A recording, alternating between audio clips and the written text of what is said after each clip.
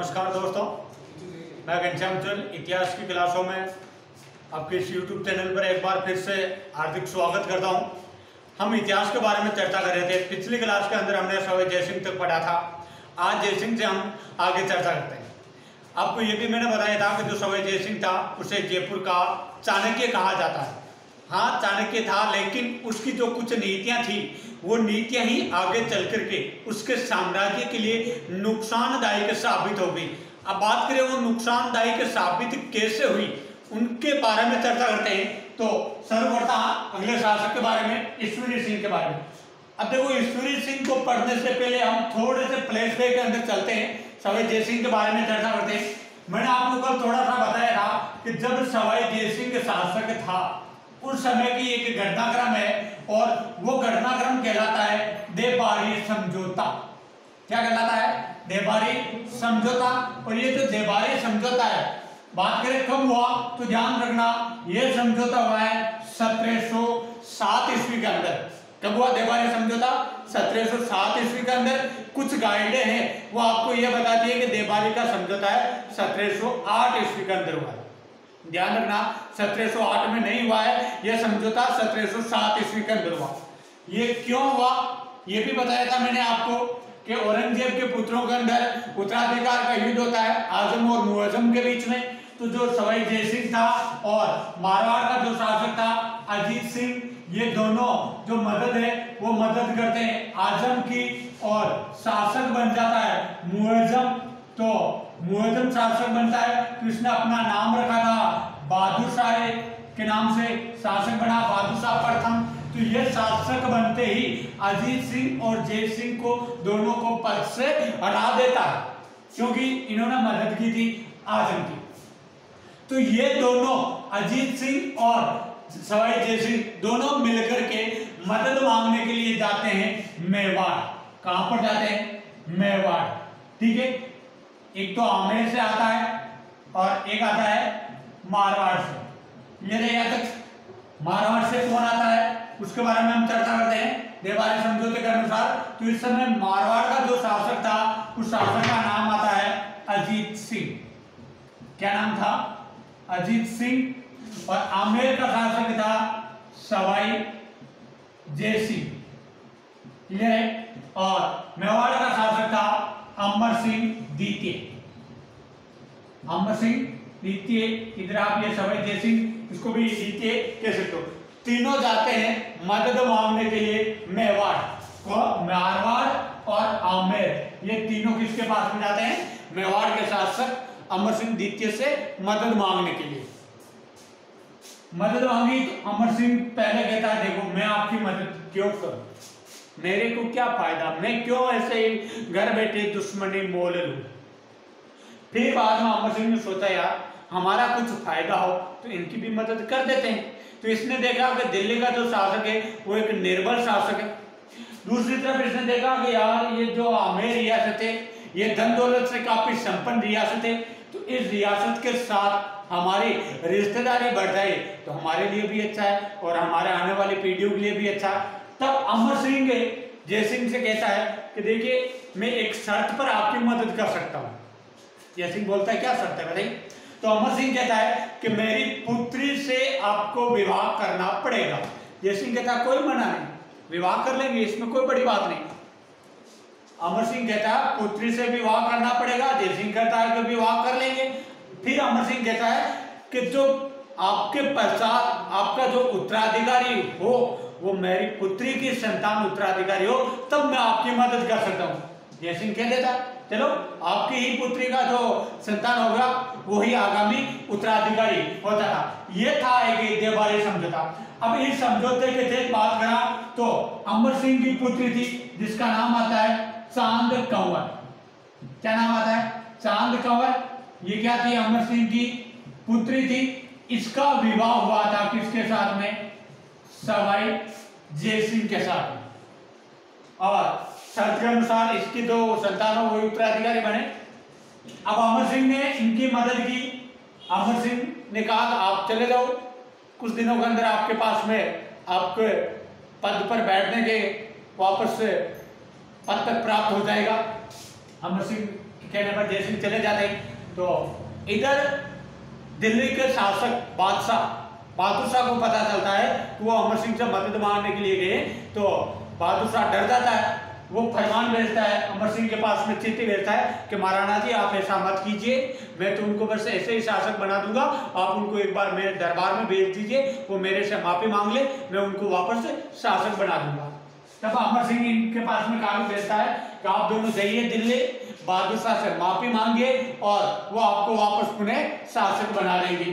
तो ये दोनों दिल्ली जाते हैं और वापस से वहां से बहादुर शाह इन्हें माफ कर देता है और शासक बना देता है। इस बात से खुश हुआ अजीत सिंह।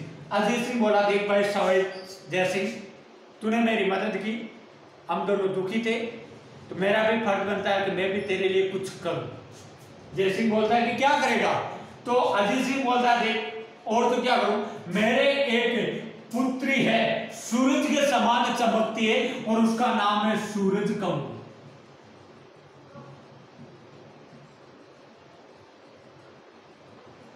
आपको इसे विवाह करना पड़ेगा। सवाई जय सिंह का कोई बात नहीं, विवाह कर लेंगे। अब विवाह हो गया। अब सवाई जय सिंह को यह नहीं पता था कि यह विवाह आने वाले समय के अंदर समस्या उत्पन्न कर देंगे। अब समस्या कैसे उत्पन्न हुई वो बता दें कि सूरज कंवरी के 1722 ईस्वी का अंदर संतान हुई। उस संतान का नाम रखा गया ईश्वरी सिंह, ठीक है। और चांद कंवर के संतान हुई 1723 ईस्वी के अंदर, उसका नाम रखा गया माधो सिंह। क्लियर है? यहां तक 1743 ईस्वी के अंदर जय सिंह की मृत्यु हो जाती है। मृत्यु होने के पश्चात अब आप ही सोचिए शासक कौन बनना चाहिए। देवबारी समझौते के अनुसार शासक बनना चाहिए माधो सिंह। राजपूती परंपरा के अनुसार शासक बनना चाहिए ईश्वरी सिंह। शासक बन जाता है ईश्वरी सिंह। इसके कारण इन दोनों के बीच में होते हैं गृह युद्ध। और वो गृह युद्ध कौन कौन से हुए, इनके बीच में कौन कौन सी लड़ाई हुई, उनके बारे में हम अब चर्चा करते हैं। तो इस प्रकार से ये देवबारी समझौता हुआ था, जो सवाई जय सिंह के पश्चात उनके पुत्रों के अंदर या आमेर रियासत के अंदर एक नवीन लड़ाई का रूप धारण कर लेता है। ठीक है, तो शासक तो बनना चाहिए माधो सिंह, उसके स्थान पर शासक कौन बन जाता है? ईश्वरी सिंह। इसके कारण आमेर में लड़ाई होती है। अब लड़ाइयों की बात करें उससे पहले थोड़ी सी ईश्वरी सिंह के बारे में चर्चा कर लेते हैं। जो ये ईश्वरी सिंह है, इस ईश्वरी सिंह को कहा जाता है भूमिया देव। क्या कहा जाता है? भूमिया देव। और इसको साथ में कहा जाता है जागृत देव।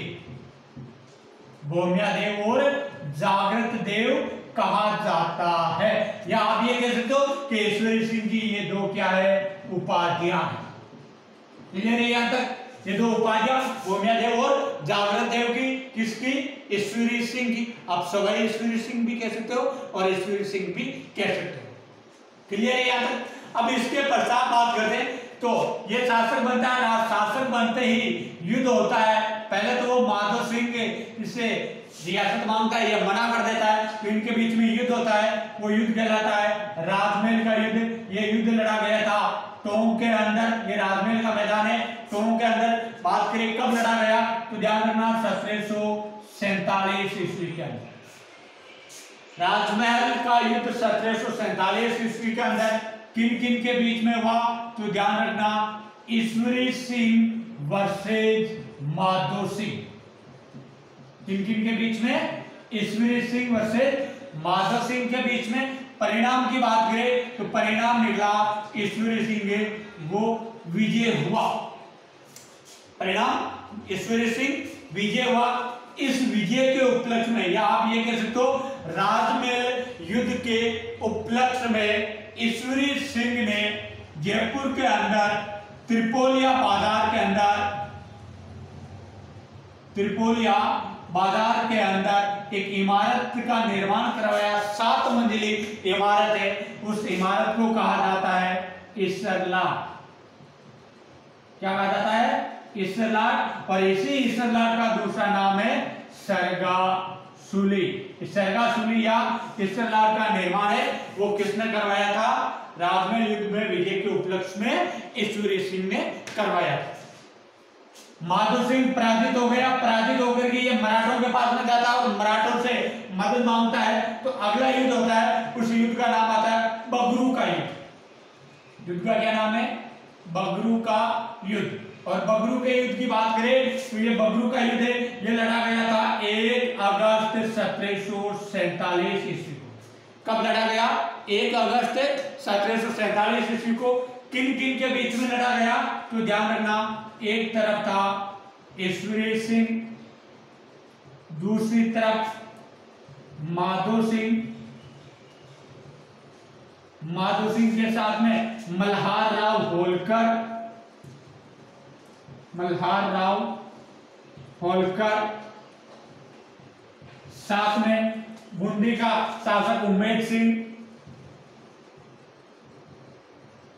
बूंदी का शासक उम्मेद सिंह भी साथ में था, साथ में कोटा का शासक दुर्जन साल भी था। इतनी बड़ी संयुक्त सेना लेकर के आता है माधो सिंह। ठीक है, अब परिणाम की बात करें, परिणाम ये निकलता है कि ये ईश्वरी सिंह हार जाता है, हार गया, पराजित हो गया। जीत कौन गया? माधो सिंह। अब माधो सिंह किराए पर लेकर के आया था मल्हार राव होलकर, या आप ये कह सकते हो मराठाओं को लेकर के आया था। तो मराठा ने युद्ध जीतने के पश्चात माधो सिंह से बोला कि आप शासक बनेंगे, अब हमें हमारी सेना के हटाने के रूप में हमारे कुछ सैनिक शहीद हुए और हमारी सेना इतनी दूर है, उसके हटाने के तौर पर आप 20 लाख रुपए दीजिए, तब आप शासक बन सकते। माधो सिंह बोला कि इतनी रकम तो मेरे पास में है नहीं। तब ये मल्हार राव होलकर ईश्वरी सिंह से कहता है कि आप दीजिए। ईश्वरी सिंह कहता है चलो मैं दे दूंगा, लेकिन मुझे कुछ समय दीजिए, 6-7 महीने का समय दीजिए इतनी बड़ी रकम इकट्ठी करने के लिए।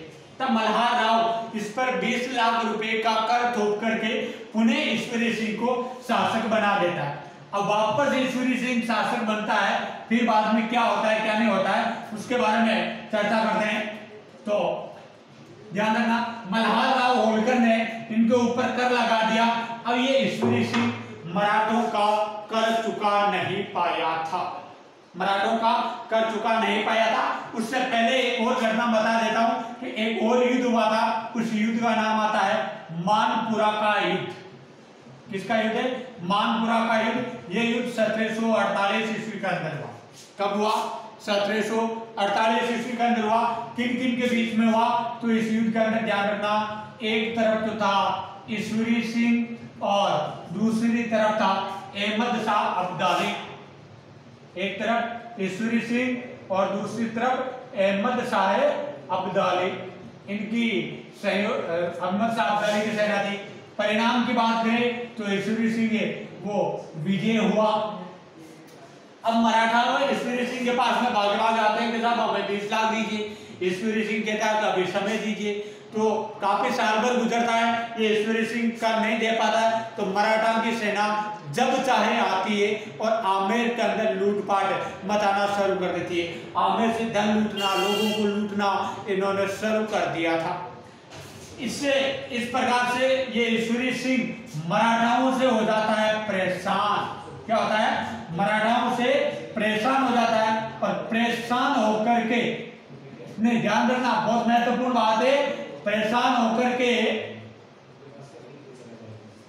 ईश्वरी सिंह ने जो खुद ने इमारत बनाई थी, जिस इमारत का नाम मैंने आपको बताया था इसरलाट या सरगा सूली, इसरलाट या सरगा सूली, जिसका निर्माण ईश्वरी सिंह ने करवाया। इससे कूद करके आत्महत्या कर लेता है। कब आत्महत्या करता है? 1750 ईस्वी। क्यों? क्योंकि मराठा बार बार इस पर लूटपाट या आमेर रियासत के अंदर लूटपाट मचा रहे थे, क्योंकि ये वो 20 लाख कर के रुपए चुका नहीं पाया। तो मराठाओं से परेशान होकर के इसरलाट या सरगा सूली से अपनी तीनों रानियों के साथ में कूद करके आत्महत्या कर लेता है। ध्यान रखना, किसने की? ईश्वरी सिंह ने। तो ध्यान रखना, मराठाओं से डर करके आत्महत्या करने वाला राजपूत राजपुताने का प्रथम शासक, राजपुताने का प्रथम शासक कौन था? तो ध्यान रखना, ईश्वरी सिंह था। अब ये 1750 में आत्महत्या कर लेता है। इसको यहीं पर ही ईश्वरलाल के अंदर यहीं पर ही इसका अंतिम संस्कार किया गया। जबकि आमेर के जो कथावा शासक है, उन कथावा शासकों की जो शमशान स्थली है, शमशान स्थली, उस शमशान स्थली की बात करें तो वो यहाँ पर नहीं है, वो शमशान स्थली है गेटोर के अंदर। जो गेटोर की छत्रियां हैं वो आमेर के कथावा शासकों की। तो यहाँ गेटोर के अंदर एकमात्र ईश्वरी सिंह, एकमात्र आमेर का कथावा शासक ईश्वरी सिंह है जिसकी छतरी नहीं है। एकमात्र शासक ईश्वरी सिंह की छतरी नहीं है, ये ध्यान रखना आप, ईश्वरी सिंह की छतरी नहीं है। अन्य जितने भी जो कथावा शासक हुए उनकी गेटोर के अंदर छतरियां बनी हुई है, जबकि ईश्वरी सिंह की छतरी नहीं। क्यों नहीं है? क्योंकि इसने डर करके आत्महत्या कर ली थी। इसके कारण एक कायर शासक के रूप में साबित हुआ था, ध्यान रखना, ठीक है। अब तत्पश्चात मराठाओं ने या आमेर का जो शासक है वो ईश्वरी सिंह के भाई माधो सिंह को बनाते। तो अब हम चर्चा करते हैं माधो सिंह के बारे में कि माधो सिंह ने क्या किया और क्या नहीं किया। तो शुरू करते हैं माधो सिंह के बारे में। ध्यान रखना, ये जो माधो सिंह है ये माधो सिंह प्रथम है। माधो सिंह कौन सा है? प्रथम। और इसके शासन काल की बात करें तो इसका शासन काल है 1750 से लेकर के 1768। हालांकि एग्जाम में कभी नहीं पूछते कि इनका शासन काल कब है, वैसे ऐसे आपको क्रम के रूप में याद रहे इसलिए साथ ही साथ लिखा है। लेकिन एग्जाम के अंदर कभी भी नहीं पूछते कि इनका शासन काल वो कितना था, कब से लेकर के कब तक रहे, ठीक है ना। ये ध्यान रखना, 1750 से लेकर के 1768 ईस्वी तक। ये जो माधो सिंह था ना, ये शरीर से बड़ा ही शक्तिशाली शासक था। मेरी तरह दुबला पतला नहीं था, बड़ा शक्तिशाली था। कितना शक्तिशाली? पर ये 7 फीट लंबा आदमी था। कितना फीट लंबा? 7 फीट लंबा, 4 फीट चौड़ा। अब देख लो, इतना तो चौड़ा था और इतना लंबा था, इतना हटा ये माधो सिंह शासक था। अब वास्तव में था या नहीं था ये पता नहीं, लेकिन इतिहासकारों ने लिख दिया है तो हमें ध्यान रखना पड़ेगा। 7 फीट लंबा, 4 फीट चौड़ा शासक था। इसका माधो सिंह का जो कुर्ता और पायजामा, कुर्ता और पायजामा वो आज भी सुरक्षित रखे हुए हैं।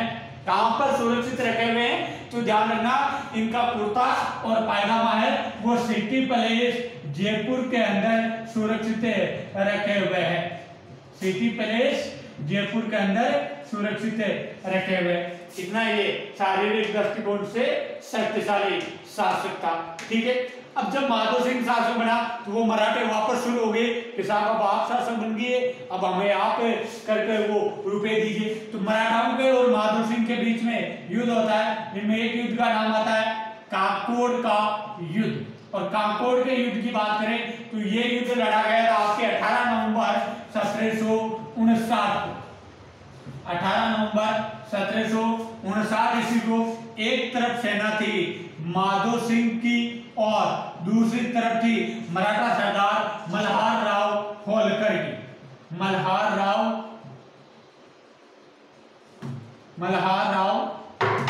होलकर इनकी सेना थी।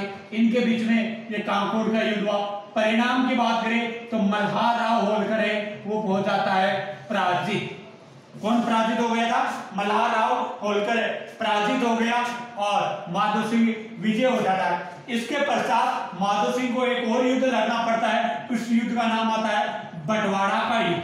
ध्यान रखना, युद्ध का नाम है बंटवारा का युद्ध। और बात करें ये बंटवारा का युद्ध है, ये युद्ध लड़ा गया था नवंबर 1761 ईस्वी में। किन किन के बीच में लड़ा गया? तो एक तरफ तो जयपुर की सेना थी जिसका नेतृत्व कर रहे थे माधो सिंह और दूसरी तरफ कोटा की सेना थी जिसका नेतृत्व कर रहे थे शत्रुसाल। कोटा की सेना जिसका नेतृत्व कर रहे थे शत्रुसाल। परिणाम की बात करें तो इस युद्ध में शत्रुसाल वो पराजित होता है। ये ध्यान रखना। ये तो थे माधो सिंह के काल के दो प्रमुख युद्ध। और अब बात करें माधो सिंह के जीवन काल के अंदर और क्या क्या विशेष है, तो ध्यान रखना इसी माधो सिंह ने बड़ी महत्वपूर्ण बात है, एक शहर बसाया था, उसका विशेष ध्यान रखना। और उस शहर की स्थापना की थी 19 नवंबर 1761 ईस्वी। स्थापना करने वाला कौन? माधो सिंह। एक चीज बता देता हूँ, क्लियर कर देता हूँ कि जितने भी शासक हुए या व्यक्ति हुए, उन्होंने कोई शहर बसाया है या कोई नगर बसाया है, तो उस शहर या नगर का जो नामकरण है वो अपने नाम के आधार पर ही किया था। ठीक है ना, ये ध्यान रखना। जैसे अजमेर जो शहर है उसकी स्थापना अजय राव ने की, जोधपुर शहर की स्थापना राव जोधा, बीकानेर शहर की राव बीका, जयपुर शहर की जय सिंह और सिरोही की सहसमल, भटनेर की भूपत भाटी। वैसे मतलब जितने भी लगभग थे, जैसे गंगानगर है इसकी भी गंगा सिंह ने, बूंदी है तो बूंदा मीना के नाम पर, कोटा है तो कोटिया भील के नाम पर। तो नाम है माधो सिंह, तो अपने नाम के आधार पर ही शहर बसाया। कब बसाया? 19 नवंबर 1761। और उस शहर का नाम रखा इसने सवाई माधोपुर। क्लियर है? तो ध्यान रखना, सवाई माधोपुर शहर की स्थापना किसने की? माधो सिंह प्रथम ने की। कब की? 19 नवंबर 1761 ईस्वी में। क्लियर है? यहाँ तक एक कार्य और किया था इसने।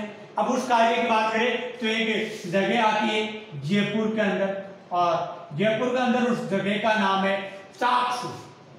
क्या नाम है? चाकसू। चाकसू के अंदर एक पहाड़ी श्रृंखला है, उस पहाड़ी श्रृंखला का नाम आता है सील की डूंगरी। क्या नाम है? सील की डूंगरी। इस सील की डूंगरी नामक स्थान पर माधो सिंह प्रथम ने शीतला माता के मंदिर का निर्माण करवाया है। ये ध्यान रखना, शीतला माता के मंदिर का निर्माण करवाया है। किसने करवाया है? तो ध्यान रखना, माधो सिंह ने। थोड़ी सी चर्चा बता देता हूँ शीतला माता के बारे में। तो ये जो शीतला माता है ये चेचक की देवी के नाम से जानी जाती है। ठीक है ना? इस देवी का जो चढ़ावा है वो चढ़ावा चढ़ाया जाता है ठंडे भोजन का, या आप ये कह सकते हो कि शीतला माता के बारसोड़ा का भोग लगाया जाता है। शीतला माता की जो सवारी है वो सवारी है गद्रब, या आप ये कह सकते हो कि गद्दे की सवारी है। और शीतला माता का जो मंदिर होता है उस मंदिर के अंदर जो पुजारी होता है वो पुजारी होता है कुमार जाति का। शीतला माता का मेला है वो कब लगता है ये तो आपको पता ही है, अष्टमी के दिन है, भाद्रपद शुक्ल अष्टमी के दिन इनका मेला लगता है। और एकमात्र देवी है शीतला माता, जिसके मंदिर के अंदर जो इनकी प्रतिमा होती है, मूर्ति होती है, वो मूर्ति खंडित होती है। तो ध्यान रखना, एकमात्र देवी है शीतला माता जिसके खंडित प्रतिमा की पूजा होती है। तो ये था आपके माधो सिंह प्रथम। अब माधो सिंह प्रथम के पश्चात जो आगे के जो शासक आए वो हम अगली क्लास के अंदर पढ़ेंगे। आप इस वीडियो को अधिक से अधिक देखना, और जो कुछ आपको अच्छी बात लगे या जिस किसी चीज़ के बारे में आपको ज़रूरत हो तो वो कमेंट करके हमें बताना, ताकि हम अगली जो क्लास है, अगला जो वीडियो है, आपके कहे अनुसार उसी टॉपिक पर लेकर के आए। धन्यवाद।